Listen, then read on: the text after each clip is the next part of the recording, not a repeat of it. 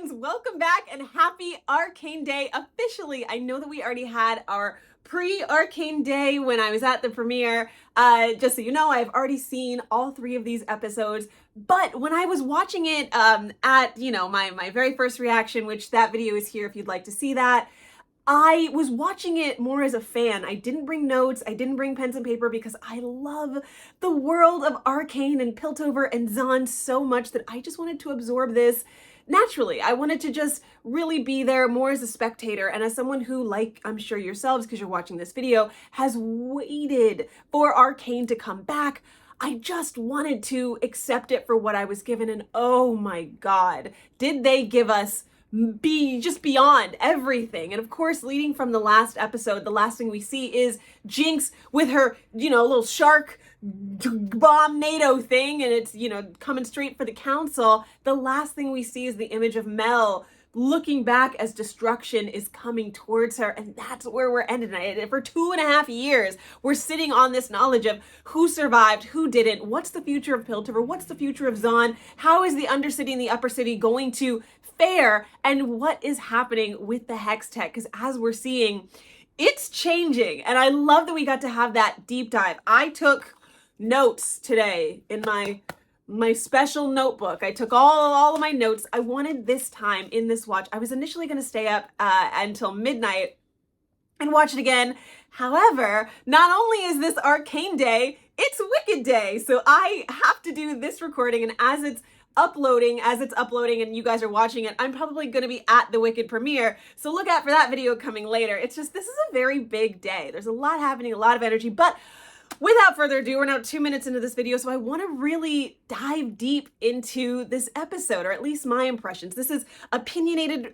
This is all going to be opinionated. It's all going to be spoiler heavy. So if you have not watched the episode yet, pause this video, like, save, subscribe, do all those things, but make sure you come back so that we can have an in-depth discussion on this, because I think this is the show where we do it. There's so much about this show that we can have our own opinions on, that we can dissect, that we can play with.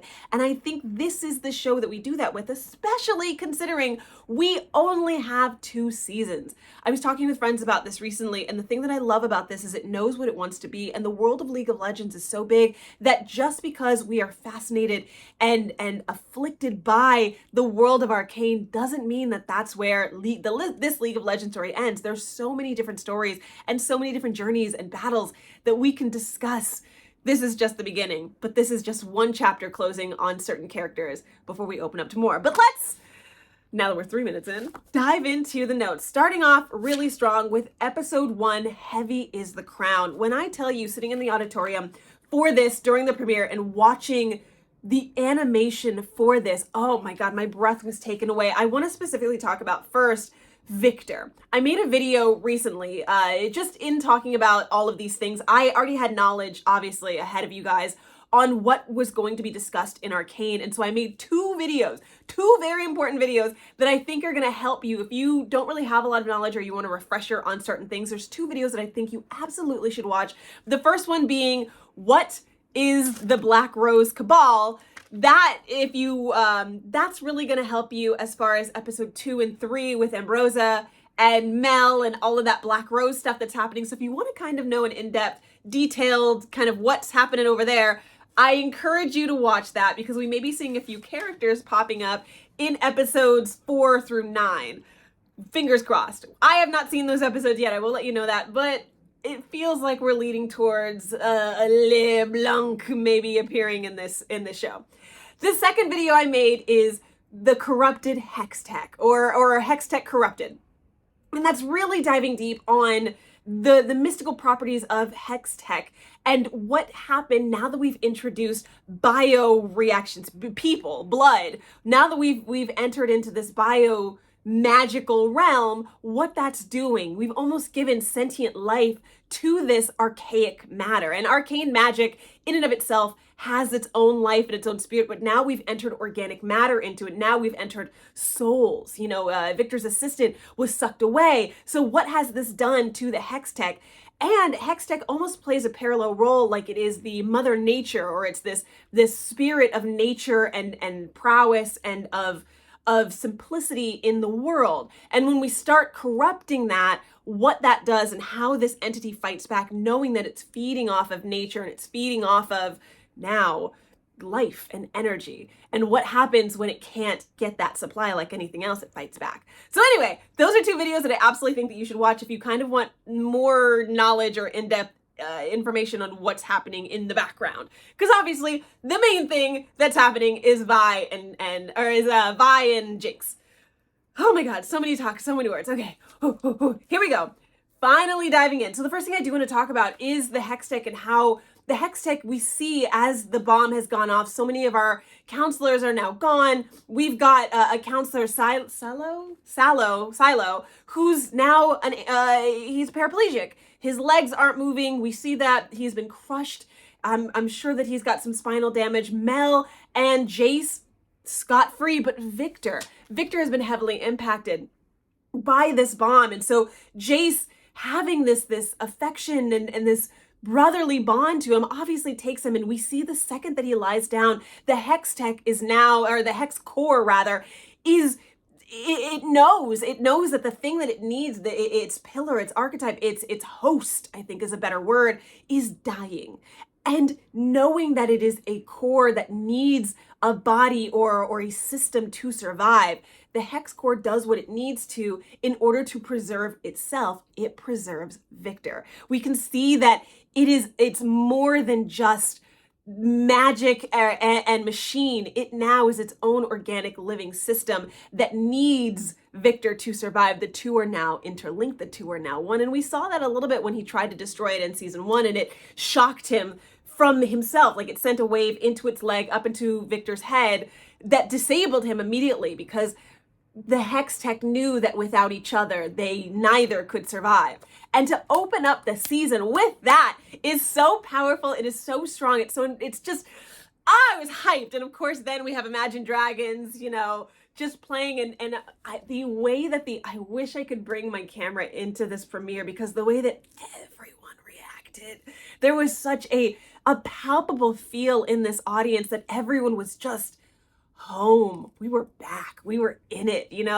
This is such a magical show that everyone who watches this has such an integral and visceral connection to the show, because you can find yourself in any one of these characters. You can find yourself in all of these characters having such a strong will and a fight and a need to not only survive, but to grow within yourself and to challenge each other and be challenged. There's so many different ways that you can see yourself in this show.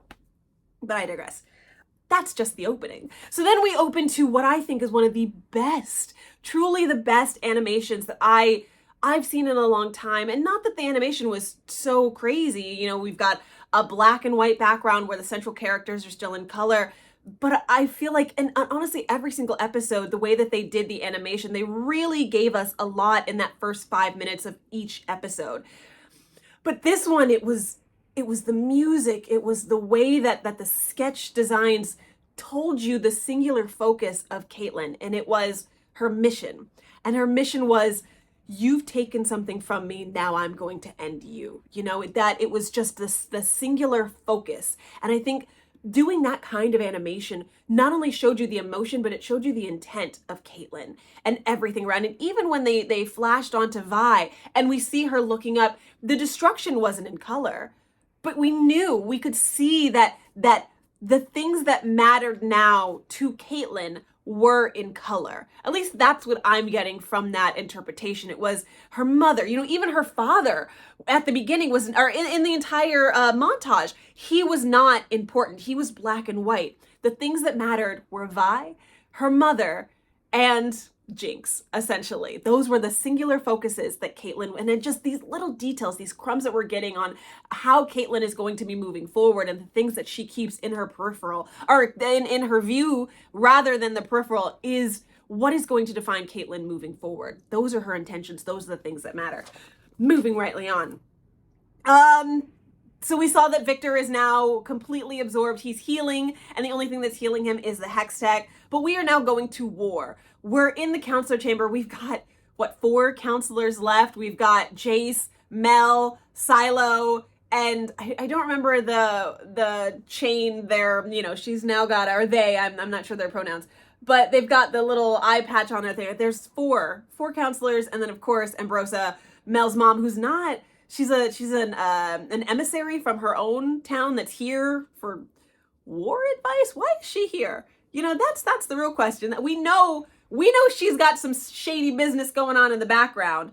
But why is she here? Because I think when they mentioned her in the first season, it was to check up on her daughter, but she's sketchy. She's so, and I know, I want to get to that a little bit later. Like, I already have ideas of what's happening, but I know that she's working in the background. I know she's manipulating things. I'm pretty sure she's the one that's working with Zaun to get them to mess with, you know, with the people upstairs. Like, I feel like she's working with the Undercity, rather, and helping them sneak them in and destroy things, know when the memorial is, because that's the big thing, that the memorial was attacked, and Caitlin made a point, or Mel made a point to say, they're working with someone. And I have no doubt in my mind that it is Mel's mother, because she has ulterior motives. Something is happening with her, or happened with her, and we'll find that out probably episode 4, 5, 6, what the real issue is with Ambrosia and the Black Rose Cabal. But clearly something with her son, Mel's brother, has to do with this cabal, and it seems like they're asking for blood. They're asking for something, and we know that these are sorcerers that are working in the Black Cabal, LeBlanc and all of them. There's a whole video again about the Black Cabal. Go do all of that. But there may be some sort of sacrifice that Ambrosia has promised. Maybe both of the kids, maybe something, and she's trying to compensate with Piltover and Zaun. Maybe if she gives them this city, then that'll be enough. But it seems like they're very clear on, we are getting what we were promised. And it's scary. You know, we see her literally say, I don't know which episode it was, but she's like, you clearly don't understand what family means to me, and I'm about to show you. And for the Black, I'm skipping ahead a little bit. I'm all over now, because I really want to, it's so cool. But for the Black Rose to be like, oh, okay, you didn't hear us? Okay, let me snatch your daughter real quick. They said, we don't even need you. We were giving you the courtesy of doing what you needed to do, but we don't need you. We'll just take your daughter right from under you. Literally the third episode, when I watched Mel disappear into smoke, I was like, oh, they're serious. This is real. How many storylines are they throwing into the show? A lot. There is a lot going on in this story. We've got the Black Rose Cabal. We've got the Hex Tech, and it's fact that basically Mother Nature fighting back, because it's tired of all of the smog. It's tired of, what did they call that in the second episode? It was the gray. The gray, oh my God, the Killamons, the Caitlin Killamon, or yeah, the fact that, there's just so much. There's so much in this that we got. Okay, I gotta keep going. I'm gonna talk about everything, but man, take this as a pause to just to absorb everything that we've gotten so far, and I'm barely talking about the first episode. I'm gonna go quickly. Again, these are just my quick little points. Obviously, we can skip ahead a little bit, because that was the big thing, was the funeral, the fact that the Undercity is now attacking. And by the end of this episode, we see that Caitlin is now an enforcer. She is what did Jinx call her? A blue belly. She's a blue belly now. There's a cute person, Maddie, the little short-haired enforcer that comes up to Caitlin and is like, hey, just so you know, you're kind of my hero, and like, I love that Caitlin defended you, and like, it was just really sweet, but I know that something traumatic is going to happen with Maddie. She's just too innocent. Maddie, I feel like, represents the innocence of the enforcers. You know, she's truly here to make everyone's lives better and to make a difference. Whereas Caitlin and Vi, they're there to achieve a goal. They're there for selfish reasons. Maddie is simply there for the innocence, for the people. She's genuinely there to be one with the people. And something is gonna happen to her. She's just too innocent. She's just too sweet. She's such a little sweetheart, and I can see it. And I can see it probably being, if I was writing the story, it would be Caitlin making a mistake, thinking she's like going after Jinx, accidentally hits Maddie, Maddie dies, and then this is finally the moment where Vi is like, you are not the person I made out with in episode 2. You are not that person anymore. You don't even know who you are. And then, you know, Commander Caitlin is fully sunk into her role as just the dictator, or whomever she becomes. I don't know if Piltover and Zaun are going to become a militant state, but it seems like it's heading in that direction. Woo! A lot. We can honestly skip over to the next episode because those are kind of the big themes that I wanted to talk about. I loved in episode 2, what is it? Watch It All Burn. Episode 2, Watch It All Burn. I love the moment with Magpie and Jinx where both of them are mourning Silco. Again, with the animation at the beginning, I love the animation where we're showing a story, where we're progressing. It's a montage, but it's a montage that's showing us, it's a time lapse rather. It's showing us where everything is going, and we're seeing all of these. We're seeing Margot and Cross and Smeech all fighting because they're the last mob bosses that are left, and we see them all fighting for the crown of the Undercity. Because the big thing about the Undercity is it's all about the Shimmer. The Shimmer controls the people, and whoever controls the Shimmer controls the people, because the people are all addicted. So whoever has Shimmer is king. And all of them are biochemists, or like chem baronesses. They all make it. They all supply. They're all there to produce this at this point. But they're all vying for the head seat that Silco has vacated.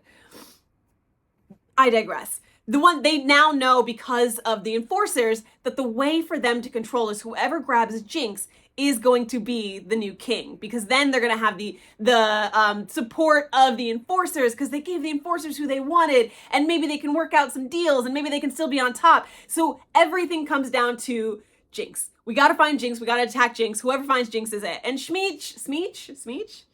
Yeah, Smeech is like, I got this.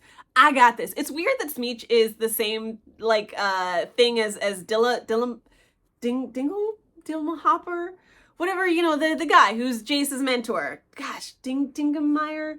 He's got a weird name. It's not coming to me. He was barely in this episode. He was barely in these 3 episodes, but it's fine. I like want to call him Dinglehopper, but that's not it. And it's going to come to me the second I'm done filming this, and I'm not going to research it. It's fine. I know it. Know that I know his name. It's in here somewhere. It's just, there's too much going on. Anyway, alrighty. So we've got this beautiful moment with Magpie and Jinx really mourning Silco. And we see how they are still a family. I mean, they're never going to say it to each other, but there's respect there. There's love, and it's the love of annoyance almost. It's, you know, we bond over trauma. This is them trauma bonding and finally having a moment where we can dislike each other, but know that we are important to one another. And I love that. I love that we can see that, because Jinx doesn't really have family. She just has people who she has around her. And the second that they're done providing what she needs, you know, Silco taught her that people are expendable, and that's what she's held on to. But I love that despite all of that, she makes Magpie this new arm, because there is some sort of love and admiration there. There is something to hold on to, and I love that we can see that just with all the little, like, yeah, I added this, like, whatever. I don't know, I thought fireworks would be cute. Like, it's just all very, very cute, wholesome as they're murderizing people. You know, it's fun. If you watch my video discussing Victor and the Hextech, you'll know that the Hextech is its own living, breathing organism. And we see that in episode 2 when Victor awakes. And we see that now he has almost become a messiah for the Undercity. And he speaks, like, Hextech speaks through him. The Arcane speaks through him. The magic speaks through him. And the magic wants to cleanse the world. It wants to rid the world of Shimmer that's polluted it. It wants to rid the world of the gray and really everything. It almost like has, and we see that with the tree too. The tree represents the purity of the Undercity. It's the last beautiful, it's the last true piece of earth that they have. And it provides so much. It provides air, but we see that it's now becoming corrupted as well. So now the taint, and now the vial has reached the most precious part of the Undercity, and the Arcane is angry. It's a way that the Arcane and the Hextech is saying, I'm done with y'all, and I'm coming for you. Victor is now the messiah that's going to speak through, and we can see Victor now trying to heal the Undercity the best that he can, but I know that that's going to come to a halt, because we've got the Vi and the Caitlins, we've got the Black Rose Cabal that's coming, and then we've got Victor as well. We've got all of these major fronts that are coming to the head of the city of Piltover and Zaun, and eventually someone is gonna have to stand up and say, I am king. And I don't know where it's gonna be, because by the end of season 3, or by the end of episode 3, we've got King Caitlin just ready to take charge. We've got Ambrosia, who's dealing with the Black Rose Cabal. We know that now that Mel is gone, she's gonna have to stand up and take charge in some way or another. And then we've also got Victor, who seems to be now the new king of the Undercity. And of course, we've got Jinx as well, who is maybe the new, or Magpie, Jinx Magpie, who might just be the new voice of all the mobsters. And each one of them wants to keep, each one of them has their own thing that they're trying to protect. Caitlyn and Vi want to make sure that everyone is safe and that the Undercity is under control. Vi and Jinx and Magpie just want to survive. Magpie I could see Magpie taking over the Undercity and keeping the Shimmer going. Victor wants to get rid of the Shimmer and wants to purify the Undercity and really everything. And of course, you've got Ambrosia, who wants to create chaos to give to the Black Rose Cabal. There's so many conflicting forces that are happening in this that it's yummy. It's so yummy how this show is playing out, and I'm so interested to see how everything happens. I'm 20 minutes into this video, guys. I'm gonna stop it here because I think I've kind of discussed everything that's at play. I knew that episode 3 was really just gonna be about Vi and Jinx having that big brawl. But I guess the last thing I want to talk about is the little girl who sees Jinx as this savior and as this hero, because despite the mob bosses who want to take Jinx in and control Jinx, despite all of them having that animosity towards Jinx and wanting to turn her in order to profit or to push their own gains, there are people in the Undercity who see Jinx as hope, as change. And to have this little girl represent, again, the innocence. We saw Maggie as the innocence of the Upper City, but to see this little girl with her little hat, similar to how Jinx had her little hat when she was younger, she's a mirror image of Jinx, and we see that change that can happen when you're inspired by the wrong people. But at the same time, is Jinx only wants to protect.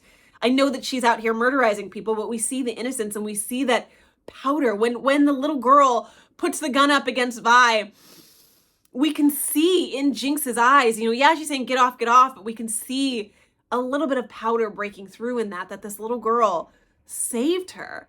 That Jinx is constantly her pal to this little girl. We see that Jinx has been unconsciously saving her, but this little girl consciously put her life on the line for Jinx. And of course, we see Caitlyn and Vi having the moment where Vi can truly see that Caitlyn is lost. She's lost. She lost her girlfriend within the same hour that she gained her. God, I love this show. I really, really do. I want to know your guys' thoughts and opinions on anything I've talked about, any theories that you guys have. Please let me know in the comments below. Make sure you like, follow, subscribe. I want to chat. I want to talk.